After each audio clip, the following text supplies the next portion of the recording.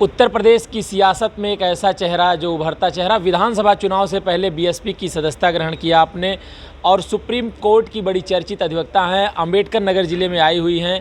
बीते 24 घंटे से आप अंबेडकर नगर ज़िले के आलापुर विधानसभा क्षेत्र में हैं। आपसे बात करेंगे। ये किसी परिचय का मोहताज नहीं है चेहरा। अब आपके स्क्रीन पे जो चेहरा है, सीमा समृद्धि कुशवाहा जी, जो सुप्रीम कोर्ट की अधिवक्ता हैं। निर्भया हाथरस मामले को बड़ी बखूबी से इन्होंने अंजाम तक पहुंचाने का पूरा प्रयास किया और निर्भया कांड को अंजाम तक पहुंचा भी दिया।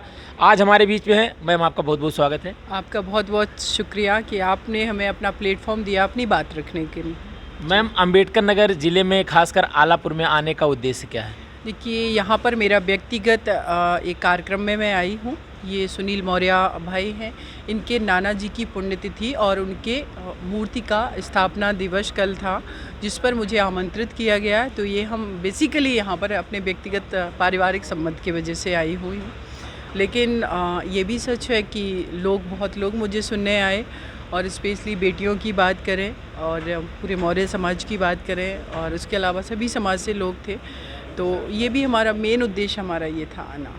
उत्तर प्रदेश में जिस तरीके से आपराधिक घटनाएं हो रही हैं, चंदौली और ललितपुर, अभी ये ताज़ा प्रकरण है, तो क्या कहेंगे आप? देखिए, उत्तर प्रदेश सरकार पूरी तरीके से महिलाओं की सुरक्षा करने में फेल है। चाहे वो हाथरस केस की बात करें, जो 2020 में उस बिटिया के साथ अपराध हुआ, गैंगरेप हुआ, मर्डर कर दिया गया। उसके बाद इंटेंशनली उत्तर प्रदेश के मुख्यमंत्री जी ने उस परिवार को अभी तक वहाँ से रिलोकेट नहीं होने दिया। मैं ये नहीं कह रही हूँ कि नहीं करवाया, नहीं होने दिया, क्योंकि ये matter high court Lucknow bench में सब जुडिस है, जिसको मैं अटेंड करती हूँ, जिनमें विक्टिम परिवार के तरफ से हूँ। लेकिन वहाँ पर उनके जो एडवोकेट हैं, जो कि सुप्रीम कोर्ट में काफ़ी बड़े सीनियर लॉयर हैं, तो कोर्ट में जो वकील है वो सरकार को रिप्रेजेंट कर रहा है और सरकार कह रही है कि हम इनको रिलोकेट नहीं कर सकते। वो परिवार इतना पीड़ित है कि जिस दिन वो घटना हुई उस दिन 4 परिवार थे उस गांव में, भूलगढ़ी गांव में, और घटना के बाद 2 लोग परिवार माइग्रेट कर गए। इस समय सिर्फ 2 परिवार रह रहे हैं। पूरे सीआरपीएफ की सिक्योरिटी में करीब 1.5 साल से परिवार है।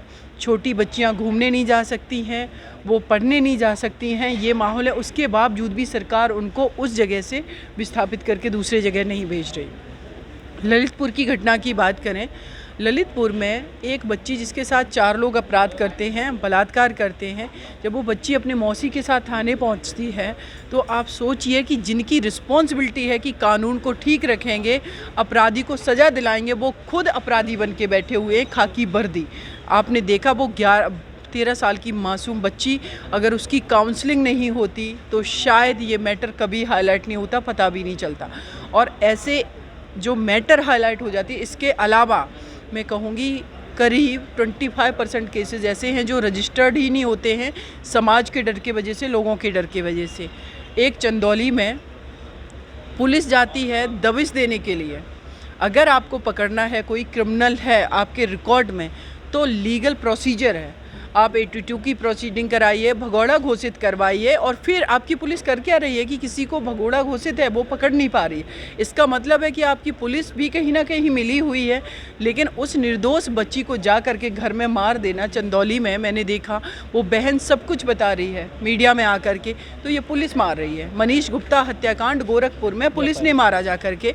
तो एक होता है कि समाज में क्राइम हो रहा है, लोग कर रहे हैं, लेकिन यहाँ तो सिस्टम खुद क्राइम कर रहा है। तो इसके लिए कौन रिस्पॉन्सिबल है? उत्तर प्रदेश की सरकार। लेकिन इनकी पूर्ण बहुमत की सरकार आ गई है, तो इनको लगता है कि 4 साल तक जितना हो सकेगा अत्याचार करेंगे, या जैसे ही इलेक्शन का टाइम आएगा कुछ टाइम के लिए कुछ प्रलोभन दे करके लोगों से वोट ले लेंगे और उस वोट के आधार पर फिर ये निरंकुशता चलाएंगे। तो उत्तर प्रदेश की जनता को ये सोचना चाहिए।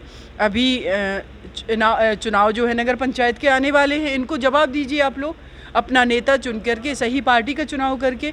तो ये सब बहुत आवश्यक है, नहीं अदरवाइज ये प्रलोभन दे करके लोगों को बरगलाते रहेंगे, वोट लेते रहेंगे और इसी तरीके से अत्याचार करते रहेंगे। मैम, ये विधानसभा चुनाव से पहले आपने बीएसपी ज्वाइन की और ज्वाइन करने के बाद बीएसपी राष्ट्रीय प्रवक्ता कभी इस तरीके से बनाती नहीं है, तो आपको बनाया और इसके बाद दिल्ली जैसे प्रदेश का प्रभारी आपको बनाया। तो क्या एम रहा बीएसपी में राजनीति का? देखिए, सबसे पहले तो मैं आदरणीय बहन जी का शुक्रिया अदा करती हूँ। आपने बिल्कुल सही कहा कि बीएसपी में एक तरीका है, पैटर्न है काम करने का वहाँ पर।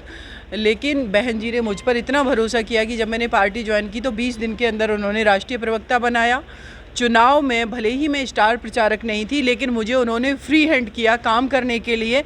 इस तरीके से बीएसपी में किसी ने फुल फ्लैश तरीके से पहली बार किसी महिला ने काम किया होगा। उसके बाद जब बहन जी से हमारी मुलाकात हुई, 1 सप्ताह पहले करीब 1.5 घंटे बातचीत हुई, उन्होंने सारी चीज़ें बताई मुझे और उन्होंने मुझे दिल्ली प्रदेश दे दिया, प्रभारी बना करके भेज दिया। तो उनका शुक्रिया अदा करती हूँ।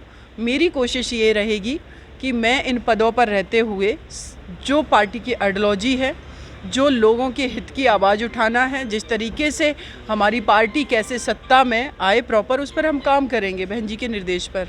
खास करके आप उत्तर प्रदेश के इटावा जनपद की आप रहने वाली हैं, आपका घर, जबकि आपका जो ससुराल वो बिहार प्रदेश में है, तो ये दोनों प्रदेश के बाद ये तीसरे प्रदेश की जिम्मेदारी मिली। मैं भारत की बेटी हूँ। भारत का south India, north east, south India और इधर हम पूरे भारत की बात कर रहे हैं। ये मैं 2 राज्यों तक सीमित नहीं हूँ, मैं पूरे भारत की बेटी हूँ। ना बिहार, उत्तर प्रदेश, बाई चांस अगर मेरा बर्थ यहाँ का है, लेकिन मुझे तो साउथ इंडिया में जब केरल में जाते हैं तो लोग वहाँ आइडेंटिफाई करके वहाँ रिस्पेक्ट करते हैं और प्यार सम्मान से बात करते हैं, कहते हैं कि मैं भी चाहूँगा कि मेरी बेटी आपकी तरीके से बने। तो सीमा सिर्फ अब उत्तर प्रदेश की बेटी नहीं है, वो पूरे भारत की है। पूरा भारत मेरा है, हर जाति धर्म के लोग मेरे अपने हैं।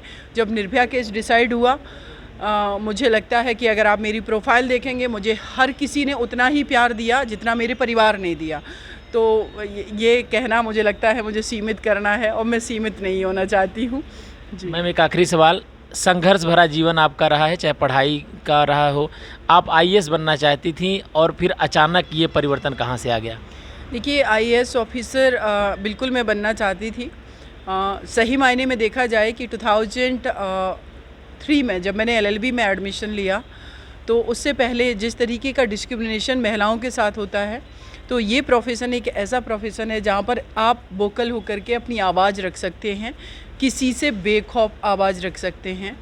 आज अगर मैं डीएम होती, मैं कभी उत्तर प्रदेश सरकार या किसी भी सरकार पर सवाल नहीं उठा सकती थी। मैं देश की 49% आबादी महिलाओं की, उनकी हक अधिकार की आवाज़ नहीं उठा सकती थी।